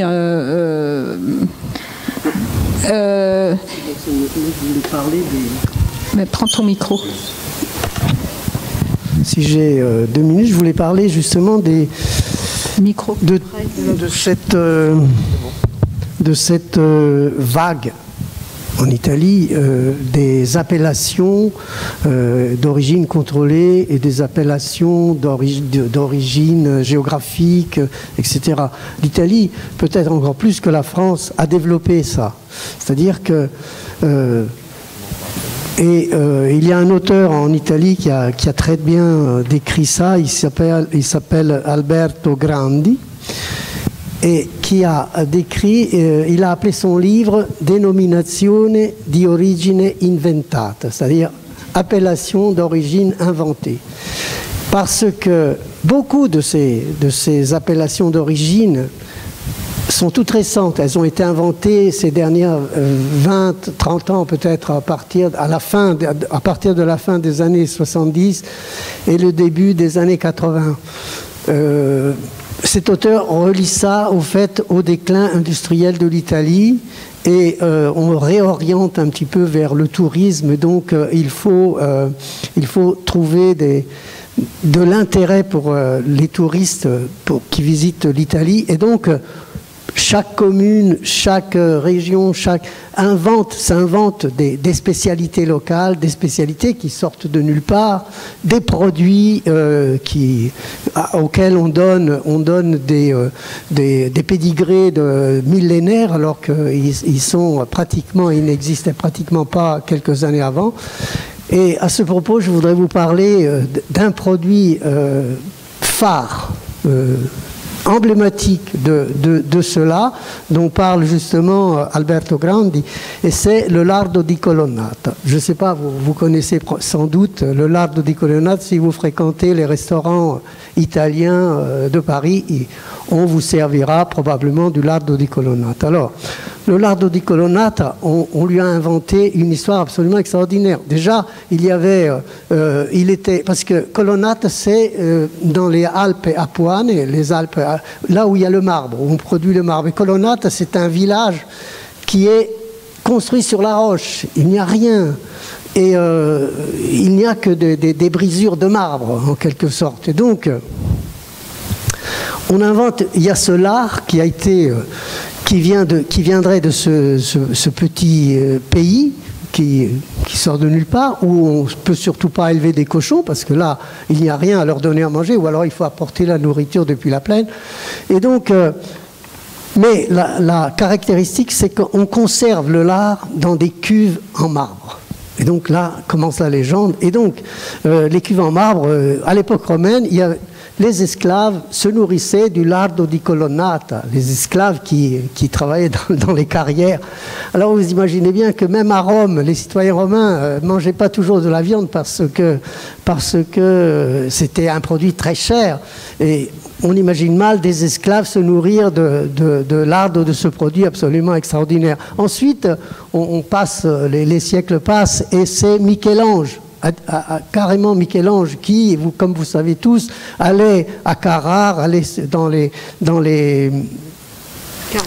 carrières de marbre, choisir ces morceaux et donc lui aurait aussi dégusté, savouré ce lardo qui était absolument, qui le ravissait. Ensuite, on passe des siècles encore, et puis on vient aux révoltes ouvrières des années 1890, par là, conduite par les anarchistes de la région. Dans cette région, elle est connue pour avoir été un foyer d'anarchistes purs et durs qui ont conduit des révoltes ouvrières dans le pays. Et ces anarchistes auraient aussi, se seraient aussi nourris de ce lardo di colonnata. Et pour finir, nous dit... 10 ans avant la fin des années 70, le lardo di colonnata, personne ne connaissait. Personne. Il n'y en avait pas. Et ce sont quelques producteurs, quelques commerçants du coin, avec les autorités locales, qui ont inventé le lardo di colonnata. Il y avait une petite production qu'on gardait effectivement dans les cuves en mettant des herbes aromatiques, ce qui lui donne ce parfum absolument irremplaçable. Mais c'est tout petit, c'est rien du tout. Et 95% du lardo di colonnata qui existe à l'heure actuelle, que vous trouvez dans le monde, ne vient pas de là. Il est produit probablement ailleurs, en Italie. Donc, ce qui est formidable, c'est que ça fonctionne toujours de la même manière. C'est-à-dire que on arrive à créer un produit commercial qui se vend bien, et après on lui invente une légende. Et c'est grâce à la légende aussi qu'on entretient et qu'on peut on peut entretenir son prestige, etc. Et pour finir, c'est que les personnes auraient pu appeler, comme on aurait pu faire, on le fait pour le vin, etc. On parle du vin de Bordeaux, parce qu'ils auraient dû appeler ça le lardo de Carrare, hein, puisque c'est la grande ville à côté, c'est là, il y a un port, etc. Donc, mais non, ils l'ont appelé justement du plus petit village le plus reculé possible. Colonnata, en plus, c'est un très beau nom, Colonnata. Hein, c'est un très beau nom. Et voilà, et c'est comme ça qu'il a eu. Et ça, c'est dans l'idée toujours d'aller vers il piccolo bello, le petit et le beau, hein, le plus reculé possible, hein, et le plus rare possible. Voilà. Bon, merci. Est-ce que tu as quelque chose à ajouter? Je pense que ce genre de processus ces genres de processus évidemment existent aussi en France, mais dans ton raisonnement, l'idée c'est de bien dire que c'est comme, oui, le Porto, c'est un vin qui est commercialisé, qui prend son nom du lieu de commercialisation. Voilà. Là, le lieu de commercialisation n'est pas une grande ville, n'est pas un port, non, mais justement un minuscule petit village. Et ça, c'est effectivement, c'est peut-être une caractéristique italienne de mise en valeur des produits qui est quand même intéressante et assez unique. Laura, peut-être vous vouliez rajouter. Je voulais juste ajouter la santé, dans le sens que manger italien, c'est très bon pour la santé aussi, dans le sens que c'est des régimes méditerranéens, quand on mange des pâtes, des légumes, très peu de viande, peu de poisson, je pense que c'est bon pour la santé aussi, voilà, huile d'olive. Bon, très bien. Est-ce que tu as quelque chose à ajouter? Je voulais porter une information qui peut être utile, enfin, dans la mesure où j'ai peut-être un peu emphatisé ce type de simplicité italienne et réduction d'italienne à 2-3 productions. En Italie, la cuisine domestique, donc on a dit la cuisine de maison, a été la base de grands livres de recettes. qui ont servi de base à la cuisine de restaurants et des trattorias, et à travers un processus de circulation de plus en plus rapide des recettes elles-mêmes. Quand une recette bouge, quand elle part de Toscane et elle va vers la Lombardie, la table ronde précédente le montrait implicitement. Cette recette change de tout, de tous les ingrédients, change des façons de faire, de conserver les aliments, etc. Or, l'Italie a été un pays qui a développé quand même une communication très intense à travers ces régions. Même les régions les plus reculées et difficiles à atteindre par le train ou l'autoroute, etc., comme la Calabre, la Basilicata, ont été récupérées dès les années 30 à l'intérieur d'un système qui se voulait un système national. Donc, on peut parler de cuisine italienne dans la mesure où les recettes localisées ont bougé infiniment à l'intérieur de notre pays et maintenant elles bougent au dehors de notre pays et ailleurs en produisant des résultats toujours étonnants pour ceux qui ont la patience de comparer les recettes elles-mêmes. La comparaison des recettes est la base du savoir culinaire. Alors, merci Alberto, tu me donnes les mots pour conclure cette table ronde avant de laisser le temps à la salle pour quelques questions, parce qu'il fallait quand même répondre à une question qui était pourquoi la cuisine italienne a-t-elle pu se diffuser de cette manière-là en Europe? Je crois que nous avons un petit peu les clés. On nous a dit c'est une cuisine finalement relativement simple, à la portée d'un grand nombre de personnes. Et ce qui est intéressant, c'est que finalement, comme tu viens de le dire, les recettes peuvent être tout simplement des espèces de structures et on peut mettre un petit peu ce qu'on veut. Mais ce qui est très important et qu'il ne faut pas oublier, ce sont les mots.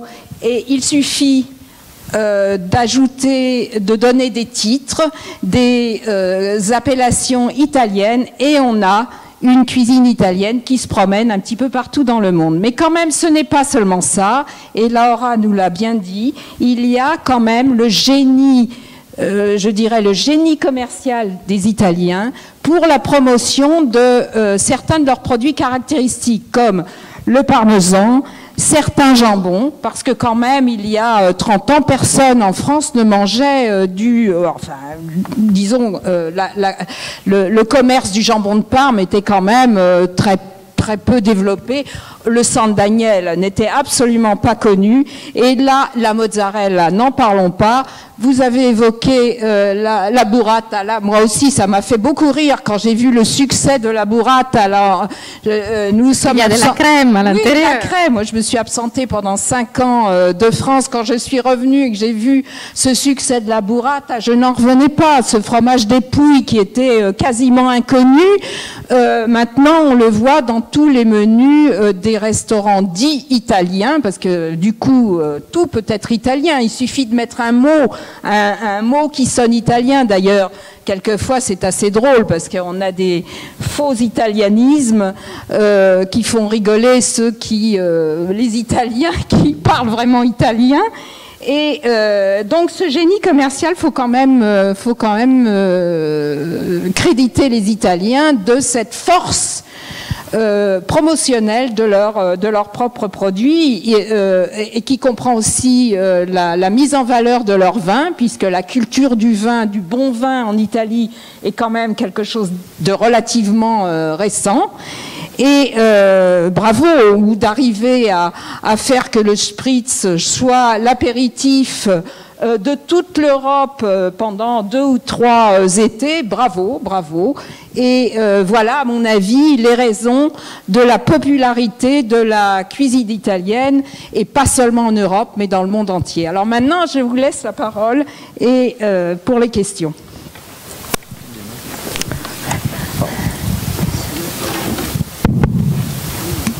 Pas de question, si. Si, c'est une question. Alors, Morigno. pardon pour les cornichons de tout à l'heure, mais je vais reparler d'Unilever pour vous poser la question suivante. Unilever fabrique du vinaigre balsamique avec une appellation d'origine protégée.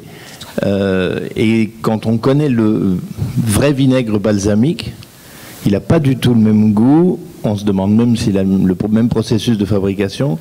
En me disant comme ça, je donne déjà la réponse. J'aimerais bien vous entendre sur le vinaigre balsamique. Que pensez-vous de l'appellation vinaigre balsamique, de la soi-disant protection de cette appellation? En Italie, il y a d'abord deux balsamiques, AOP et IGP.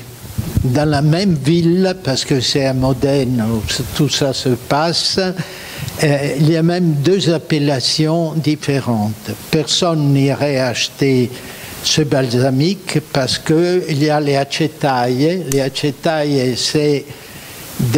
c'est la fabrication du balsamique artisanal qui est, si vous voulez, qu'on trouve ou chez les riches qui disposent de ce type de, disons, de patrimoine familial, ou bien chez ceux qui le produisent.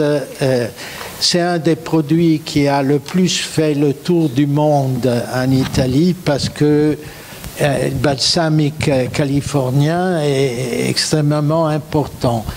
Je crois qu'aujourd'hui, quand un produit a un minimum de succès, sa fin est dictée d'un côté, dans la mesure où, à Modène même, on fabrique deux balsamiques complètement différents, et en même temps, sa chance est de retrouver, le petit potager.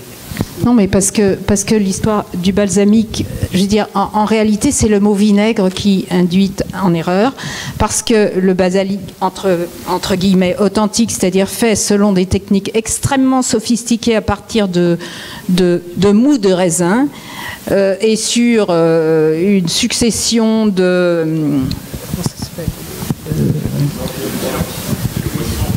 C'est ça, de barriques.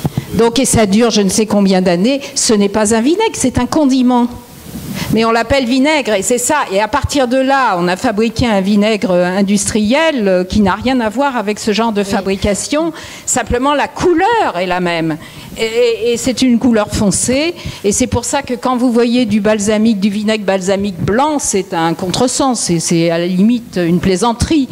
Bon, excusez-moi, j'ai... Non. Je ne sais pas, moi, c'est pas moi qui peux vous répondre. C'est des commerçants qui ont oui, c'est un label commercial. Hein.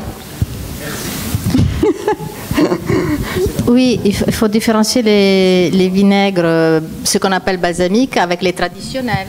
Ça s'appelle traditionnel, voilà, qui a un minimum 12 ans d'âge. Qui coûte une fortune. Qui coûte, 100 euros, 60 euros. Et les autres, les problèmes, c'est que, par exemple, un vinaigre balsamique de 10 ans, on ne peut pas écrire la date. On peut pas écrire. Donc, celui qui a quelques mois et celui qui a 10 ans, c'est pas marqué, c'est juste les prix et votre goût qui va faire la différence. Parce qu'il va être beaucoup plus sirupeux.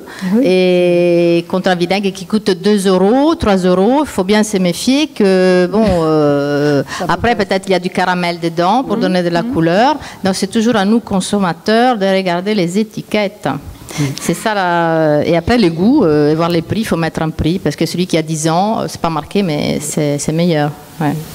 Non, mais vous posez la question de savoir l'IGP, mais vous savez bien, tout à l'heure, on avait des spécialistes de l'Europe, là même, il y avait même ce matin des juristes.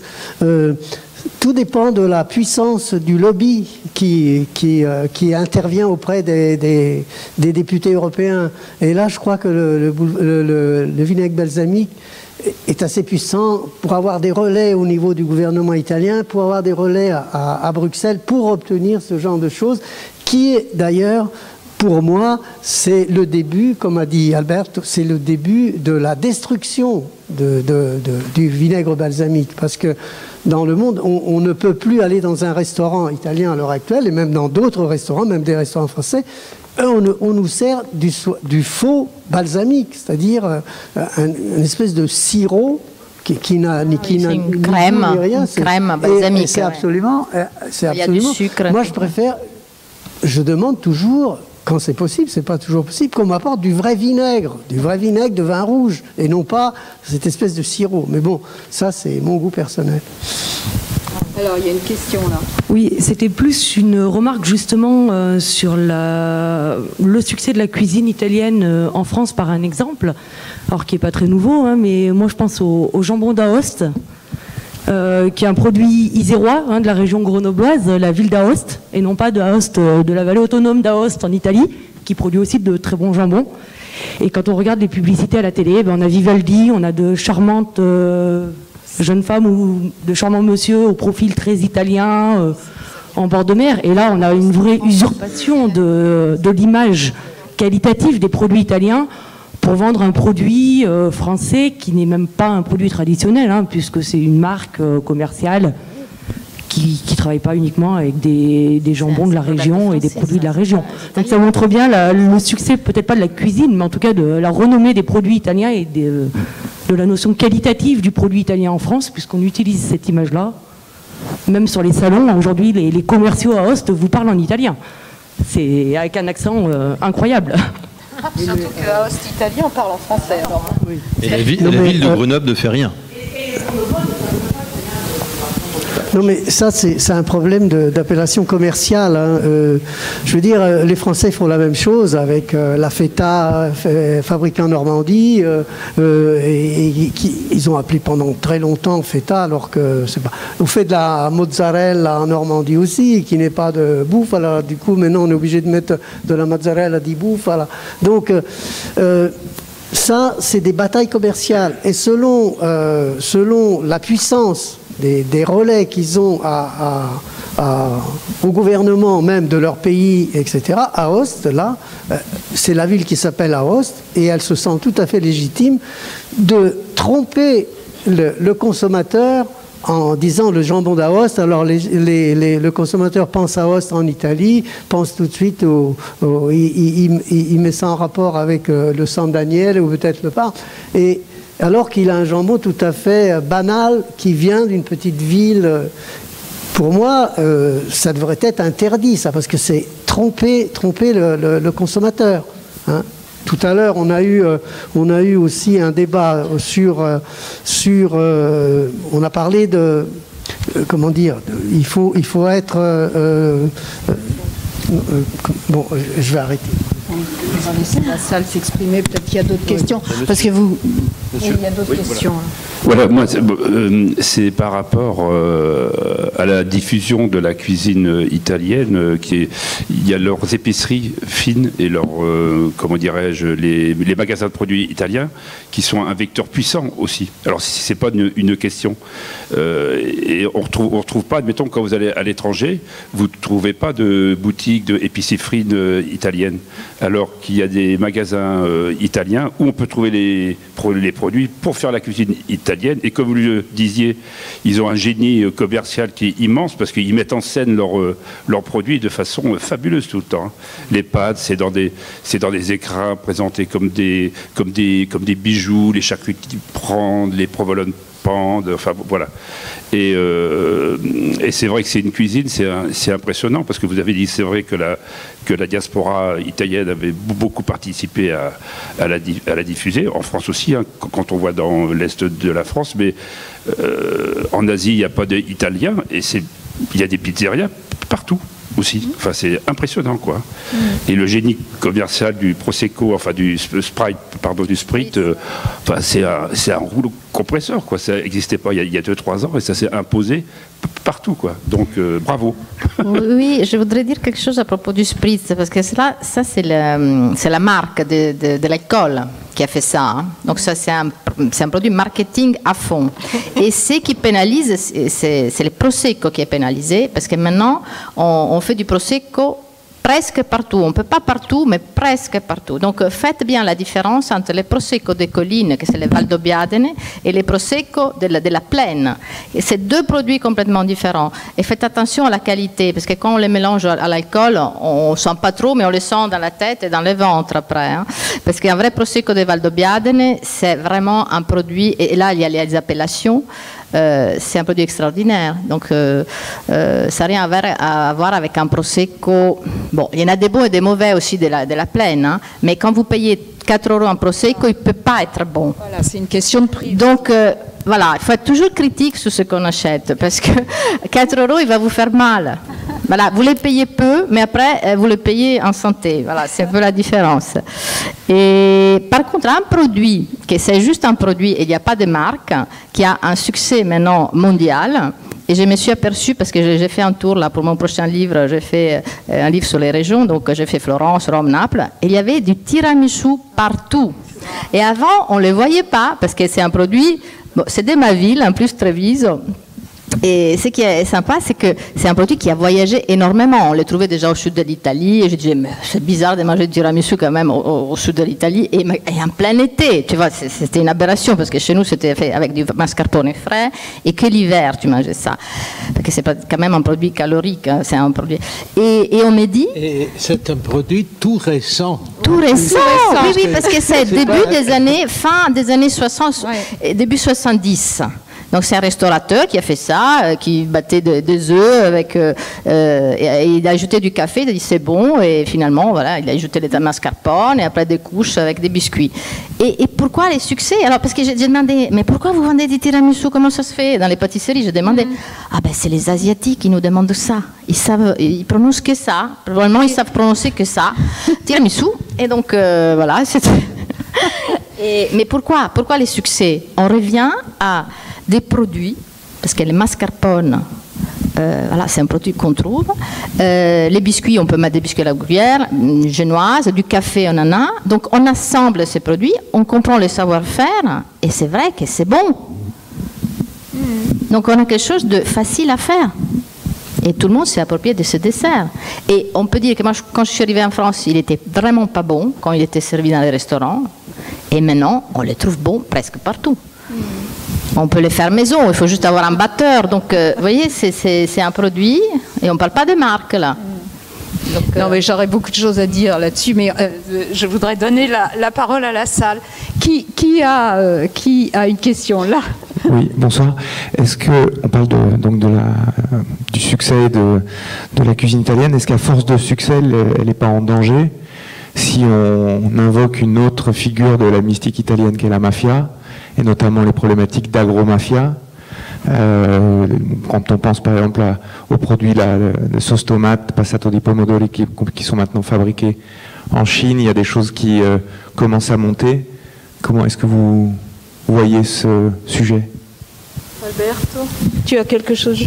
Et on a eu du mal à vous comprendre parce que je ne sais pas pourquoi, c'était compliqué. On ne vous entendait pas très bien. Alors, répétez la question rapidement. Oui. Est-ce qu'à force de succès, la cuisine italienne n'est pas en train de se mettre aussi en danger, parce que ça concourt après à certaines dérives, et notamment avec l'agro-mafia, qu'on voit de plus en plus sortir sur un certain nombre de scandales, avec notamment ce qui peut se passer autour de la sauce tomate qui est fabriquée en Chine, emmenée en Italie, étiquetée en Italie, vendue de par le monde, mais qui n'a plus rien d'italien. Et à force de succès, parce qu'il faut toujours produire plus, on n'a plus la réalité du produit tout en la revendiquant, mais on se coupe. C'est un problème mondial. Tu veux répondre? Je crois que c'est un scénario que vous avez dessiné.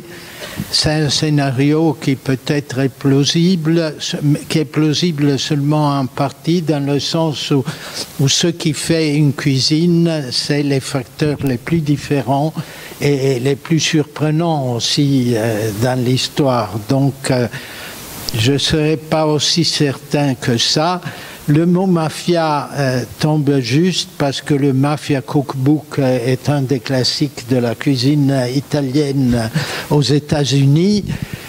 et que ça remonte à l'histoire de la cuisine italienne aux États-Unis et pas au contraire à une sorte de présence absolument, disons, négative et funeste sur la cuisine italienne d'aujourd'hui. Je crois qu'on va s'arrêter, sauf si vous avez encore un petit mot à dire, parce qu'on a fini, là, normalement, notre heure est arrivée. Non, je voulais juste dire par rapport je pense que c'est un problème mondial. Il y a toujours des gens qui font des escroqueries. C'est un produit, voilà, c'est un problème répandu. Oui. Bon, c'est embêtant de terminer sur cette note peu encourageante. Mais... Non, mais c'est qu'aujourd'hui, les consommateurs sont de plus en plus avertis. Oui, ça c'est vrai. Ils ont envie de savoir et on a le pouvoir de savoir. Voilà. Donc c'est à nous de savoir ce qu'on consomme, ce qu'on disait avant. Voilà. Donc c'est à nous.